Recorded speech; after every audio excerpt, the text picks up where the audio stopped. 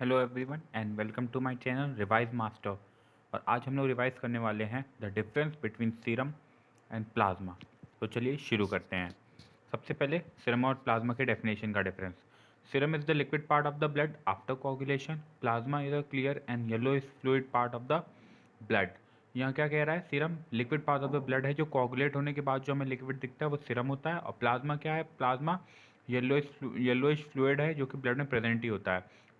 Composition. Serum is water fluid from blood without the clotting factors. Serum में कोई clotting factor नहीं होता और बस एक वाटर का फ्लूइड है।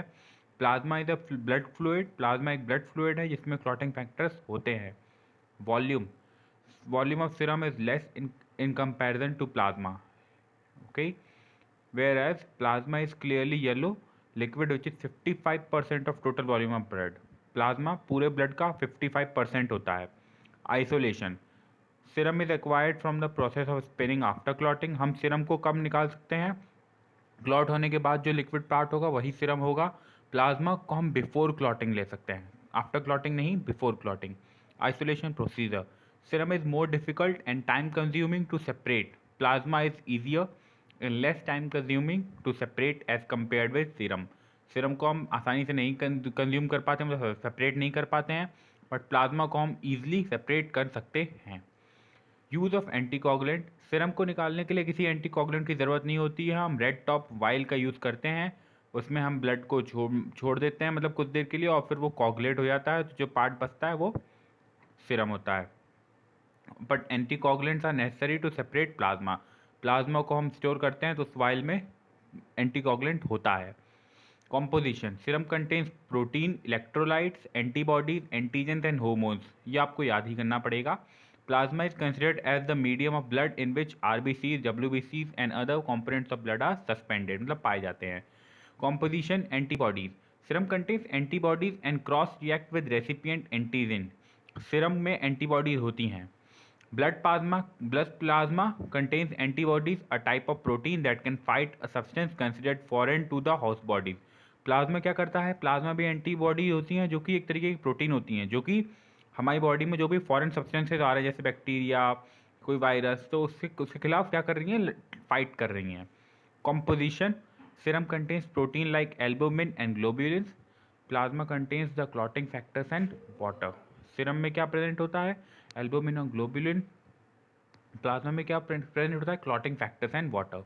फिब्रिनोजन सीरम में एब्सेंट होता है, प्लाज्मा में प्रेजेंट होता है।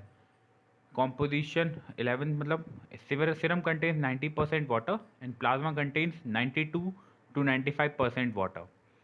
स्टोरेज. सीरम को हम स्टोर कर सकते हैं 2 to 6 डिग्री सेंटीग्रेड पर for several days. Frozen plasma को लेकिन हम लोग एक ईयर तक भी रख सकते हैं। Density. Serum has a density of approximately 1.024 gram per millilitre.